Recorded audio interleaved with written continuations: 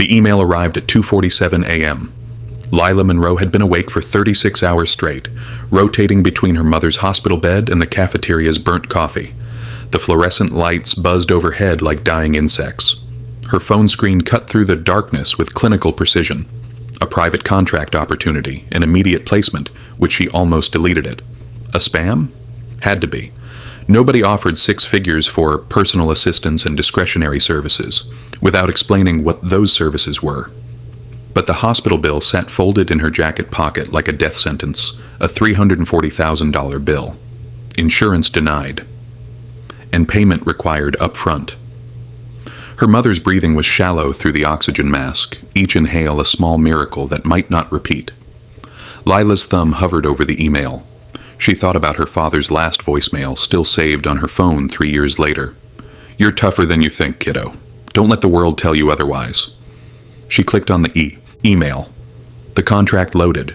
27 pages of legal jargon, NDAs, and liability waivers. She skimmed, skipped, and scrolled to the signature line. I mean, who even reads those stuff anyways? She thought. It was a 1-year offer, complete confidentiality, housing provided, and medical coverage included. Her hand shook as she signed. The response was instant. "A car will collect you at 6 a.m. and make sure to bring nothing." The black Mercedes arrived exactly on time, silent as a hearse. The driver didn't speak, and no questions were asked. Lila watched as the city transformed through the tinted windows, how crumbling apartments giving way to steel towers that scraped clouds. They stopped at a building that didn't advertise its name, the kind of wealth that whispered instead of shouted. The elevator ascended 63 floors without a sound. The doors opened to a penthouse that looked like a museum exhibit. White marble, floor-to-ceiling windows, furniture arranged with geometric precision. And everything gleamed, but nothing lived. A man stood at the window, silhouetted against the dawn. "Miss Monroe." His voice was low, smooth, and controlled, European accent threaded through consonants like old silk. "I trust your journey was comfortable." He turned. Adrian Blackthorne was beautiful the way a blade was beautiful, sharp, precise, and dangerous. Tall, dark-haired, and dressed in a suit that cost more than her yearly rent. His eyes were gray, cold, assessing. "Let's clarify expectations," he said. "You signed a contract you didn't read. Understandable given your circumstances, so allow me to summarize." He moved closer, with each step deliberate. "You will live here, and you will maintain my schedule, handle my daylight affairs, and ensure my professional life continues without complications. You will follow rules without question. You will never leave this building without permission, and tell no one where you are or what you do." Lila's jaw tightened. "So I'm a prisoner with benefits." "You're compensated exceptionally well for your discretion." "You still haven't told me what I'm actually doing here," she said. Adrian stopped 3 feet away, close enough that she could see his eyes weren't just gray. They held flecks of something darker, something that moved. "You're here," he said quietly, "because I need to feed." Silence. Then suddenly Lila laughed. It erupted before she could stop it. A sharp, disbelieving bark of laughter that echoed through the sterile penthouse. Adrian's expression didn't change, but something flickered behind his eyes. Confusion. And a slight irritation. "You think I'm joking," he said. "I think you're either delusional or you've got the weirdest kink I've ever heard of."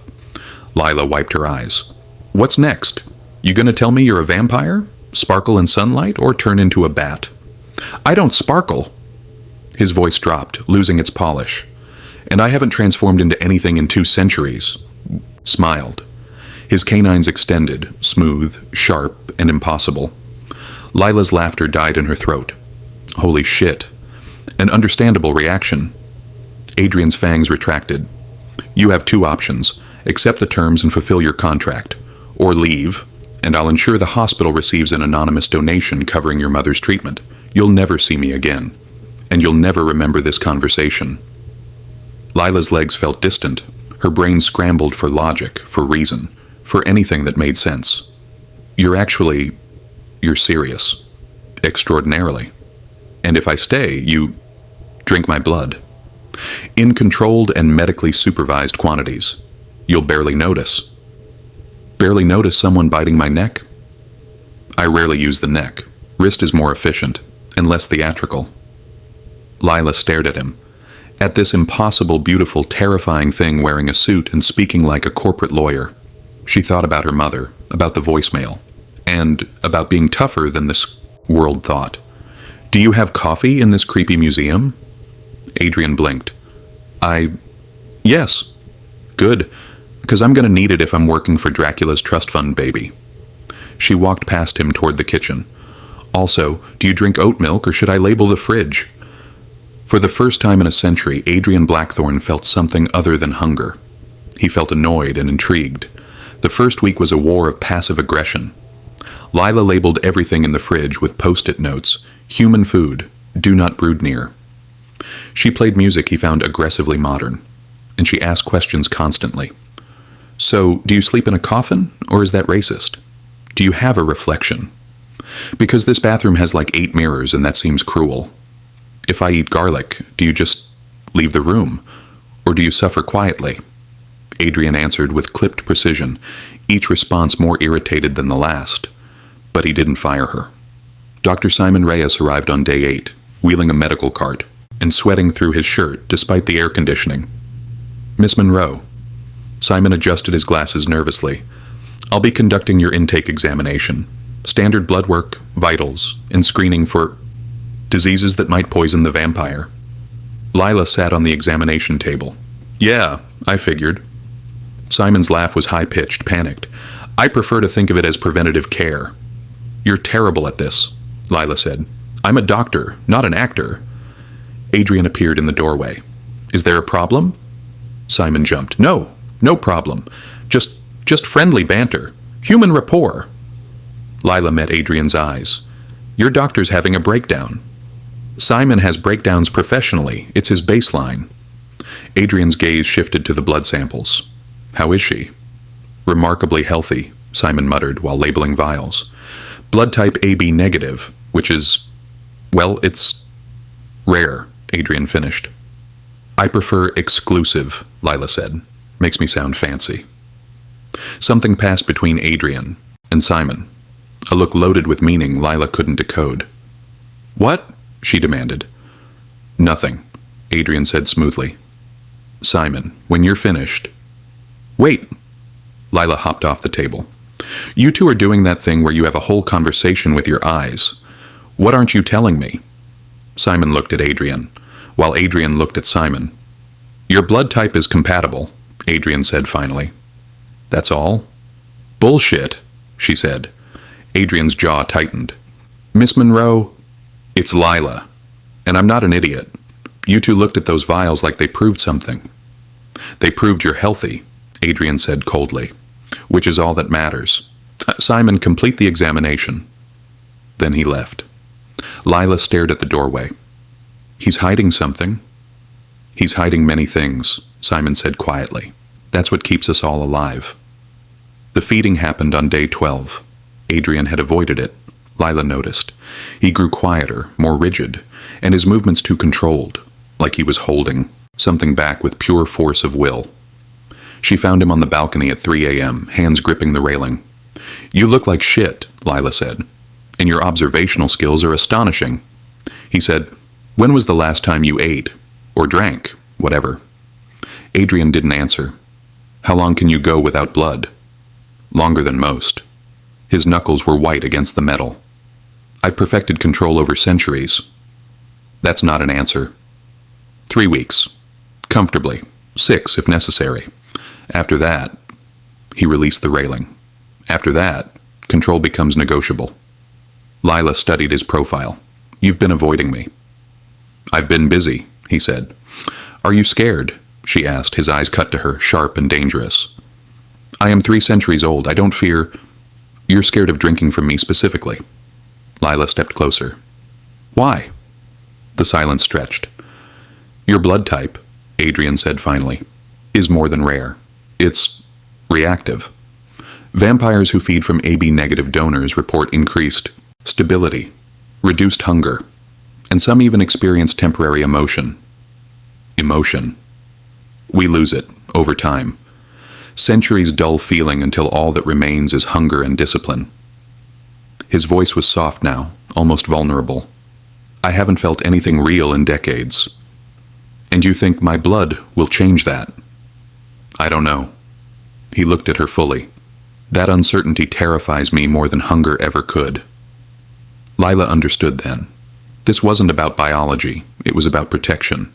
About walls he'd built that might crumble. She held out her wrist. Take it. Miss Monroe. Lila. And you look like you're about to pass out. Which I didn't know vampires could do, but you're really selling it. Adrian stared at her, offered wrist like it might explode. I'm not going to hurt you, he said quietly. I know. She smiled. Because if you do, I'll unionize your blood donors and tank your whole operation. Despite everything, the hunger, the fear, the control, Adrian laughed.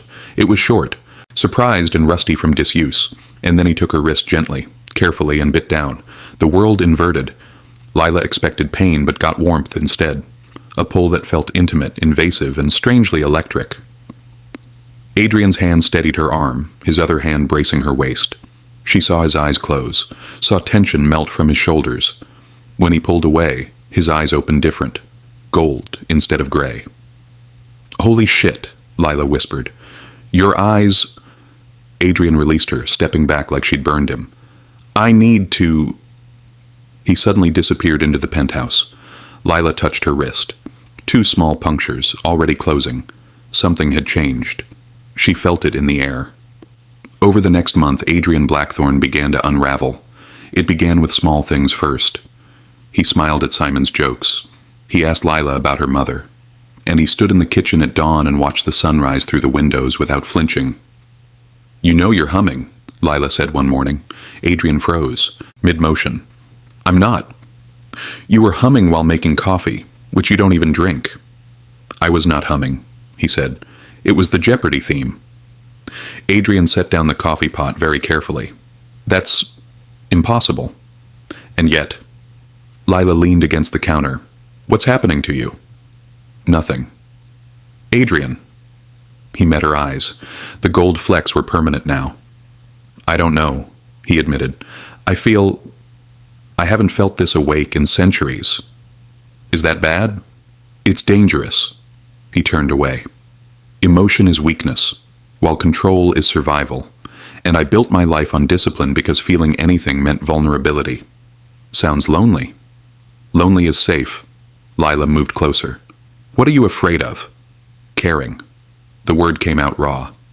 Caring about someone who will die while I continue. I've done it before and I certainly won't survive it again. Understanding crashed through her.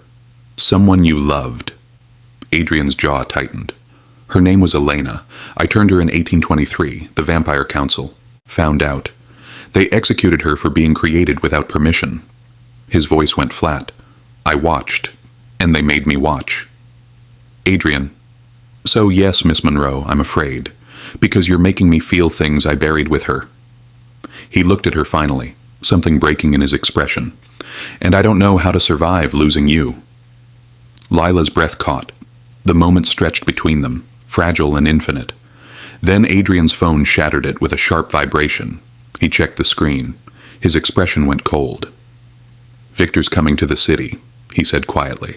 We're out of time. Victor Hale arrived like winter, elegant, lethal, and ancient. Lila first saw him at the gala, Adrian's arm around her waist in a performance of propriety.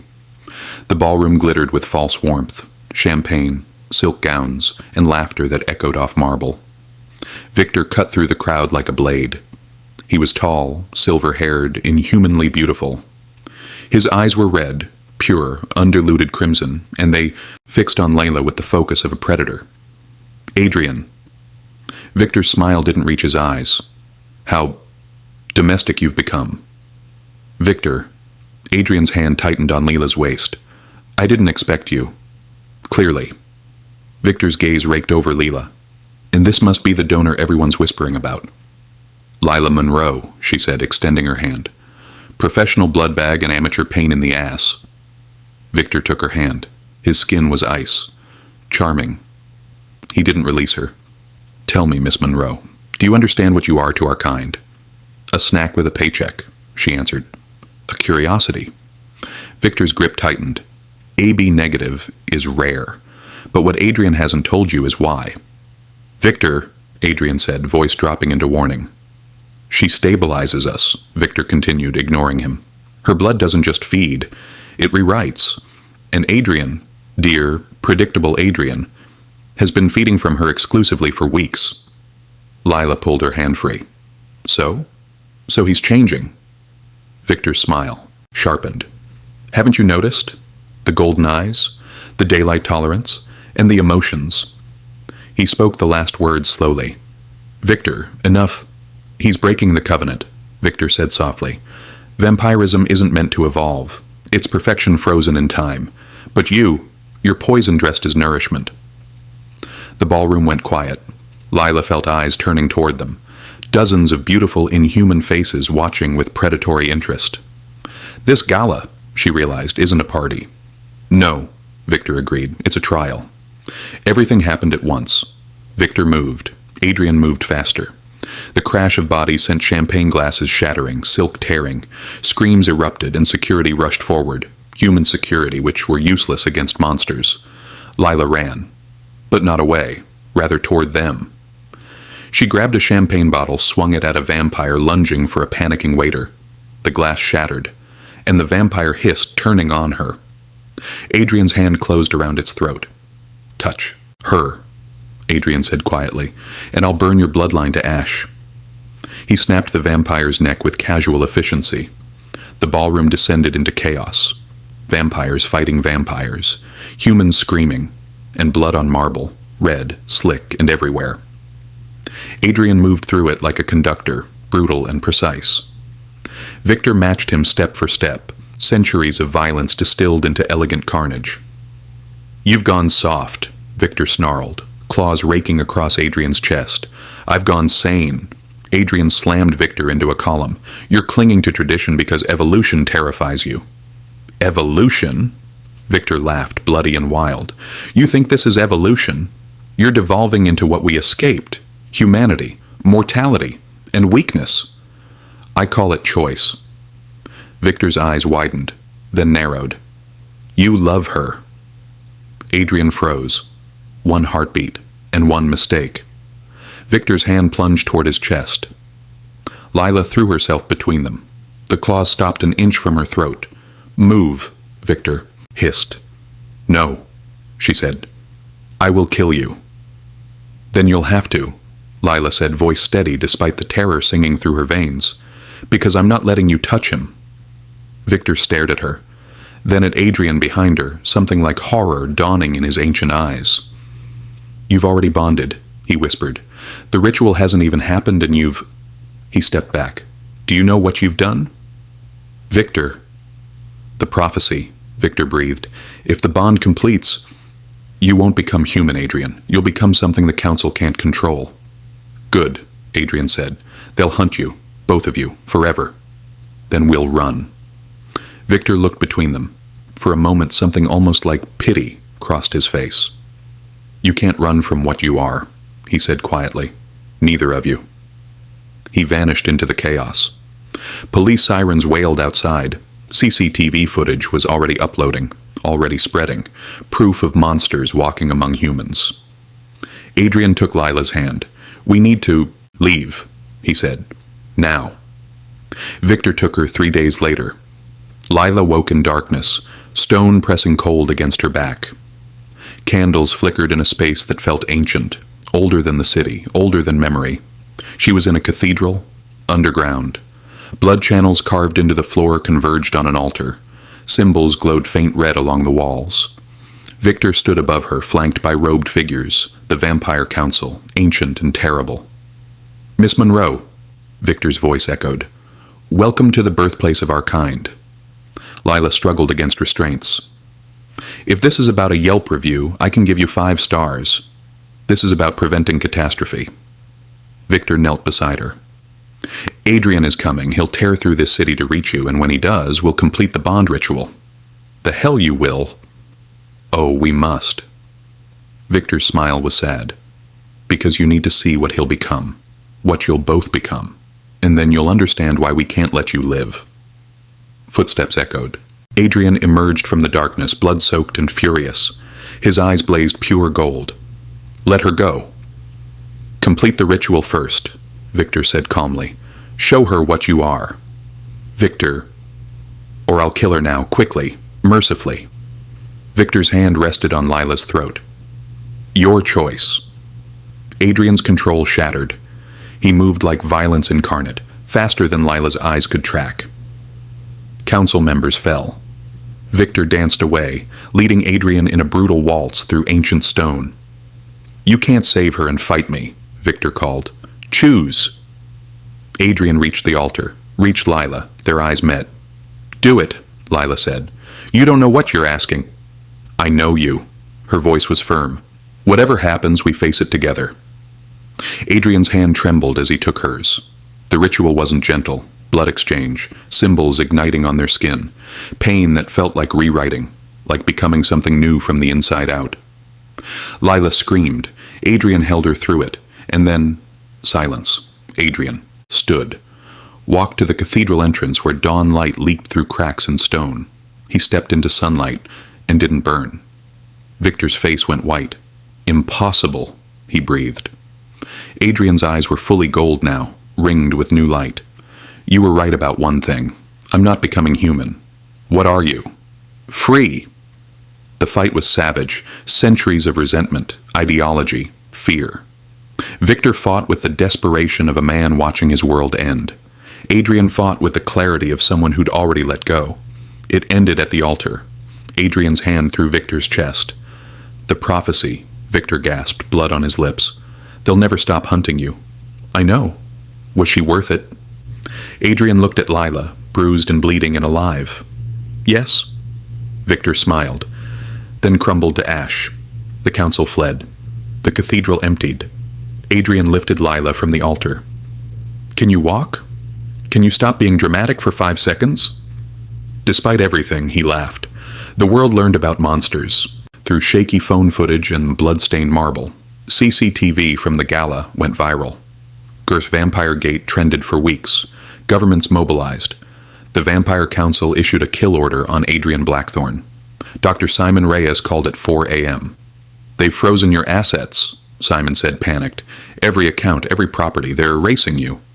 "I know. I can help. I can fake your death, medical records, cremation documents, everything."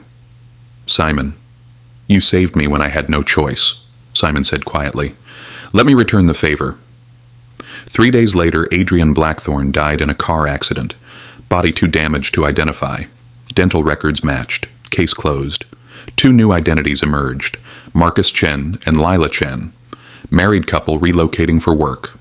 They left at dawn. Months blurred into motion. Chicago. Portland. Montreal. Vancouver. Always moving. Always hunted. They learned the rules of their new existence. Adrian could walk in daylight, but only within 30 feet of Lila. Beyond that, the curse returned. His strength had amplified. Hunger had vanished. He breathed now sometimes when he forgot he didn't need to. Lila carried silver knives and a taser. Adrian taught her to fight. She taught him to laugh. They were dangerous together, and deeply, impossibly in love. 6 months after the cathedral, Lila's mother was released from the hospital, cancer-free, with a mysterious trust fund covering all future medical care. The card read, "From a grateful stranger." Lila cried when she got the news. Adrian held her until she fell asleep. They stood on a platform in Prague at sunrise. Adrian wore a coat, gloves, sunglasses, habits he no longer needed but couldn't quite abandon. Lila drank terrible coffee and watched pigeons fight over a croissant. "Where to next?" she asked. "I don't know." Adrian's breath fogged in the cold, still a strange miracle. "Somewhere warm. Somewhere with good food. Somewhere no one knows our faces. So, nowhere." Lila leaned against him. "They're never going to stop, are they?" "No." "Are you scared?" Adrian considered. "I spent 3 centuries afraid of feeling anything. Now I feel everything, and I've never been less afraid." The train pulled into the station. Lila looked up at him. "You know this is insane, right? Running forever. Being hunted, never settling." "Completely. Just checking." She kissed him. "Let's go." They boarded. Adrian sat by the window watching the sunrise paint the city gold. No burns, no pain, just light. Lila fell asleep on his shoulder. Adrian's phone buzzed. News alert. Breaking. New vampire leadership emerges after Blackthorne's death. Council announces adaptive protocols for modern integration. He deleted the notification. Some evolutions couldn't be stopped. The train pulled away from the platform, carrying them toward another city, another name, and another temporary home. Adrian looked at Lila sleeping against him. This impossible, brilliant, and infuriating human who'd broken immortality, like it was a suggestion. He smiled, feral and freely. Immortality wasn't the curse. Being hunted together was, but they'd chosen it anyway. Thank you for watching. Please support us by liking, subscribing, and commenting about your favorite characters below.